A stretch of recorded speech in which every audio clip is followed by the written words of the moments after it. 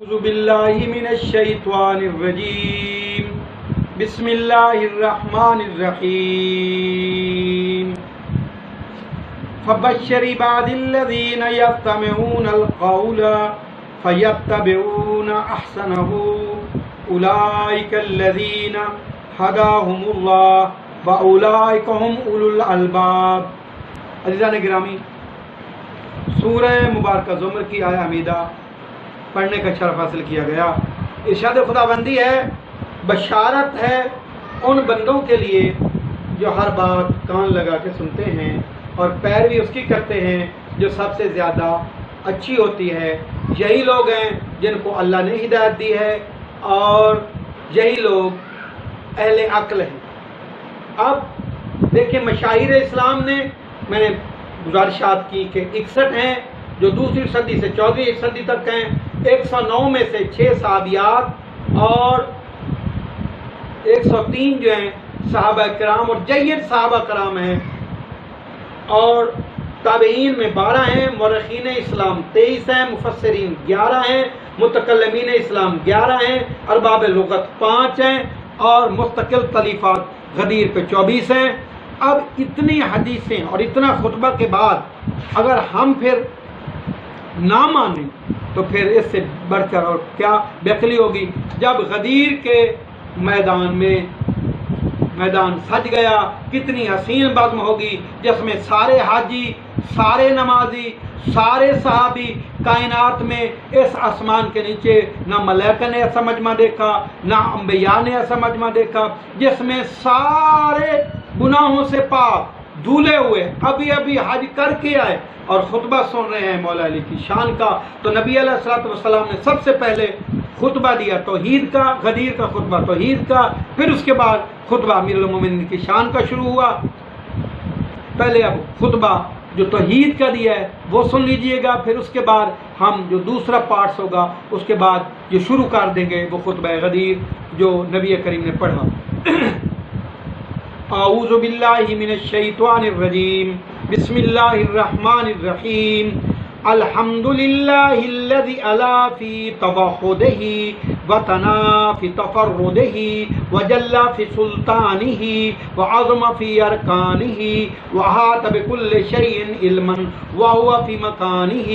وقار جمیع الخلق بقدرتہ وبرہانہ مجیدا لم یزل محمودا لا یزال باری المسموکات ودائی المدوفات وجبار الارضین والسماوات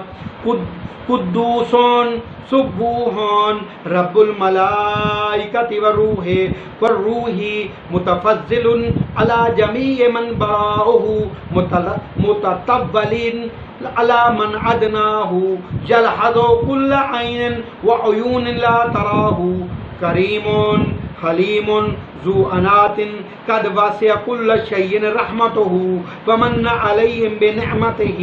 ولا يعجل بانتقامه ولا يبادر إليهم بما استحق من عذابه فهما السرائر وعلم الظواهر فلم يخف عليه المكنونات ولا اشتبهت عليه الخفيات له الحياة بكل شيء غلبة على كل شيء والقوة في كل شيء والقدرة على كل شيء ليس مثله شيء وهو منشئ الشيء حين لا شيء دائم قائم بالقسط لا إله إلا هو العزيز الحكيم جل أن تدرك الأبصار وهو يدرك الأبصار وهو اللطيف الخبير لا يلحق أحد وصفه من معانيه ولا يجد أحد كيف هو من سر وعلانية إلا بما دل عز وجل على نفسه وأشهد بأنه الله الذي ملأ الدهر قدسه والذي يغشي العبد نوره والذي ينفذ الأمره بلا مشاورت مشیر ولا معه شریک فی تقدیر ولا تفاوت فی تدبیر صبر ما عبدها على غیر مثال وخلق ما خلق بلا مؤونة من عاد ولا تکلف ولا احتیال انشا فکانت وبرا فبانت واللہ الذی لا الہ الا هو المتقن صنعت الحسن صنیعت العدل الذی لا یجور والاکرم الذی ترجع الیہ الامور واشهد انه الذی تواضع كل شیء لقدرته وخضع كل شیء لہیبته مالک الاملاک مفلق الافلاک مسخر الشمس والقمر كل يجري لاجل مسمى يكبر الليل على النهار يكبر النهار على الليل يطلبه حثيثا قاسم كل جبار عنيد مهلك كل شيطان مريد لم يكن معه ضد ولا ند احد صمدا لم يلد ولم يولد ولم يكن له كفوا احد الہ واحد رب ماجد یشاء فیمضی ویرید فیقضی ویعلم فیحصی ویمیت ویحیی ویفکر ویغنی ویضحک ویبکی ویقصی ویمنع ویثری لہ الملک ولہ الحمد بیدہ الخیر وہو علی کل شیء قدیر یولج اللیل فی النہار ویولج النہار فی اللیل لا الہ الا هو العزیز الغفار مجیب الدعاء مجز العطاء محسل انفاس رب الجنة والناس لا يشكل عليه شيء ولا يزجره صراخ المستخرسين ولا يبرم إله الملحين العاصم للصالحين والموفق للمفلحين ومولى المؤمنين ورب العالمين الذي استحق من كل من خلق أن يشكر ويحمده على السراء والضراء والشدة والرخاء أؤمن به ملائكته وأؤمن به فملائكته وكتبه ورسله أسمع أمره وأطيع عباده إلى كل ما يرضاه وأستسلم لما قضاه رغبة في طاعته خوفا من عقوبته لأنه الذي لا يؤمن مكره ولا يخاف جوره. یہاں تک عالمین کی رحمت نے اللہ کی صفات بیان کی، اللہ کی عظمت بیان کی، اور عالمین کی رحمت نے فرمایا، تعریف کی اللہ کے لیے حمد ہے جو اپنی ذات کے باعث ہوتے ہوئے بلند تر اور سب پر غالب ہے، اور فرد و منفرد ہوتے ہوئے سب کے قریب ہے، اپنی شان سلطانی میں اس جلالت کا، اپنے اصول جہاں بانی میں اس کی عظمت کا مالک ہے، جو اسے بے ذات ہی اور بطور دمام حاصل ہے، اس کے علم ہر چیز پر محیط ہے، وہ اپنی جگہ پر ہوتے ہوئے ہر جگہ پر ہے، وہ ساری خلقت پر غالب ہے، اپنی قدرت سے، اپنی دلیل و حجت سے وہ عزت و بزرگی والا ہے، وہ ہمیشہ سے ہے، لائق ستائش ہے، صاحب ذات ہے، وہ ہمیشہ مداح کے لائق ہے، تمام بلند چیزوں کا پیدا کرنے والا ہے، تمام بچھی چیزوں کا بچھانے والا ہے، بلند و پست کا خالق، زمین و آسمان کی باغ ڈور اسی کے دست قدرت میں ہے، پاک و پاکیزہ ہے اس کی ذات، سب اسی کے نام کی تسبیح پڑھتے ہیں، وہ رب الملائکہ ہے، وہ روح کا باری ہے، مخلوق پر فضل و احسان کرنے والا ہے، اس پر جو اس کا قرب حاصل کرے وہ زیادہ سے زیادہ بخشش کرنے والا ہے، ہر آنکھ اس کی نظر میں ہے اور آنکھیں اسے دیکھ نہیں سکتی، کریم اور بردبار ہے، اس کے کام میں آہستگی سے ہوتے ہیں، اس کے کام آہستگی سے ہوتے ہیں، اس کی رحمت ہر چیز کو اپنی وسعت کے سائے میں لیے ہوئے ہے، وہ سب اپنی رحمت اپنی نعمت سے احسان کرتا ہے، انتقام لینے میں اسے جلدی کرنے کی احتیاج نہیں ہے، عذاب دینے میں جس کے لوگ مستحق ہیں وہ اللہ عجلت نہیں کرتا، عذاب میں عجلت نہیں کرتا اور انتقام لینے میں جلدی نہیں کرتا، پوشیدہ باتوں کو جانتا ہے، دلوں کے حالات سے آگاہ ہے، چھپائی ہوئی چیزیں اس پر مخفی نہیں، خفیہ معاملات اس پر آگاہ ہیں، آشکار ہیں، چھپے ہوئے نہیں ہیں، ہر شے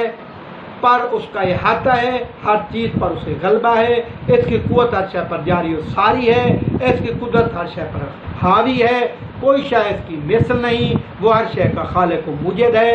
اور اس وقت سے جب کوئی شے موجود نہ تھی وہ عدل کے ساتھ دائم و قائم ہے، اس عزت و حکمت والے کے سوا کوئی معبود نہیں، اس کی شان اس سے بالا تر ہے کہ بینائیاں اس کا ادراک نہیں کر سکتی، وہ بینائیوں کا ادراک کرتا ہے، وہ بڑا باریک بین اور کار آگاہ ہے، اس کی ذات وہ ہے، کوئی شخص مشاہدہ کر کے بیان نہیں کر سکتا وہ کیسا ہے، کوئی یہ جان نہیں سکتا کہ وہ کیا ہے، ادرو ظاہر ادرو باطن، سوائے ان حقائق کے جنہیں خود اس نے دلیل معرفت قرار دیا۔ نبی فرماتے ہیں میں گواہی دیتا ہوں اللہ کی ذات وہ ہے جس کی قدوسیت سے تمام عالم معمور ہے، اس کا نور ابدیت کو اپنے دامن میں لیے ہوئے ہے، اس کا حکم بغیر کسی مشورے دینے والے کے مشورے کے نفاذ پاتا ہے، امر تقدیر میں اس کا کوئی شریک نہیں، اس کی تدبیر میں تفاوت و اختلاف نہیں، ہر چیز جو اس نے پیدا کی ہے اس کی صورت گری کسی نمونہ کے بغیر، اس نے جس چیز کو خلق کیا بغیر کسی مدد کے خلق کیا، اس میں اسے نہ کوئی اہتمام کرنا پڑا نہ کوئی ساز و سامان کی ضرورت پڑی، اس نے جس چیز کے پیدا کرنے کا ارادہ کیا وہ ہو گئی، اور جس چیز کو پیدا کیا اس نے نمود حاصل کر لی، وہی خدا ہے جس کے سوا کوئی معبود نہیں، وہ اپنی صفت میں کامل بہترین ثانی ہے، ایسا عادل ہے کہ اس کی ذات کبھی ظلم نہیں کر سکتی، وہ کسی پر ظلم نہیں کرتا، ایسی بزرگی والا ہے کہ تمام امور کی بازگشت اسی کی طرف ہے اور اسی کی طرف ہوگی۔ میں گواہی دیتا ہوں کہ ہر چیز اس کے قدرت کے آگے پست ہے، ہر چیز اس کی ہیبت کے مقابلے میں سرنگوں ہے، فرما بردار ہے، وہ مالک حقیقی ہے، ہر چیز اس کے آگے فرما بردار ہے اور وہ مالک حقیقی ہے، مالکوں کا مالک ہے، افلاک کا خالق ہے اور بنانے والا ہے، شمس و قمر سے خدمت لینے والا ہے، اور ان میں سے ہر ایک معین وقت کے لیے گردش میں ہے، رات کو دن پر غالب کرتا ہے، دن کو رات پر غلبہ دیتا ہے، اس طرح کہ دن اور رات دونوں ایک دوسرے کے پیچھے برابر گردش میں ہیں، ہر کینہ اور جابر کا سر توڑنے والا ہے، ہر سرکش شیطان کا ہلاک کرنے والا ہے، اس کا کوئی مد مقابل اور حریف ہے، نہ کوئی اس کا کوئی مد مقابل ہے، نہ اس کا کوئی حریف ہے، نہ اس کا کوئی ہمسر و شریک ہے، وہ یکتا ہے، وہ بے نیاز ہے، نہ وہ کسی کی اولاد ہے، نہ اس کی کوئی اولاد ہے، نہ اس کا کوئی ہمسر ہے، نہ اس کے کوئی برابر کا ہے، وہ معبود یکتا ہے، وہ پروردگار بزرگ و برتر ہے،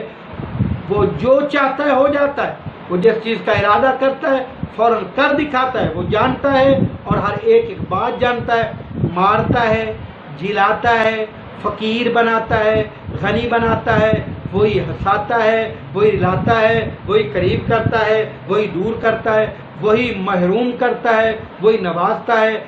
ہر طرح کا اختیار اسی کو ہے، حمد اسی کے لیے ہے، خیر و سعادت اسی کے اختیار میں ہے، وہ ہر چیز پر قدرت رکھنے والا ہے، رات کو دن میں داخل کرتا ہے، دن کو رات میں، اس عزیز و غفار کے سوا کوئی معبود نہیں، وہ دعا کا قبول کرنے والا، عطاؤں پر عطا کرنے والا ہے، ہر ایک کی سانس کا شمار جانتا ہے، وہ جن و انس کا پروردگار ہے، اس کے لیے کوئی بات مشکل نہیں، فریاد کرنے والوں کی فریاد اس کو پریشان نہیں کرتی، گریہ و زاری کرنے والوں کی گریہ زاری سے وہ تنگ و عاجز نہیں آتا، اور وہ نیک بندوں کو ہر برائی سے بچانے والا ہے، فلاح پانے والوں کو توفیق عطا کرنے والا ہے، مالک و آقا ہے، مومنین کا اور تمام عالموں کا پروردگار ہے، جس کا حق ہے ہر اس فرد پر جسے اس نے خلق کیا اس کا شکر ادا کرے، شکر گزار بنا رہے، اس کی حمد کرے، خوشحالی میں، بدحالی میں، راحت میں،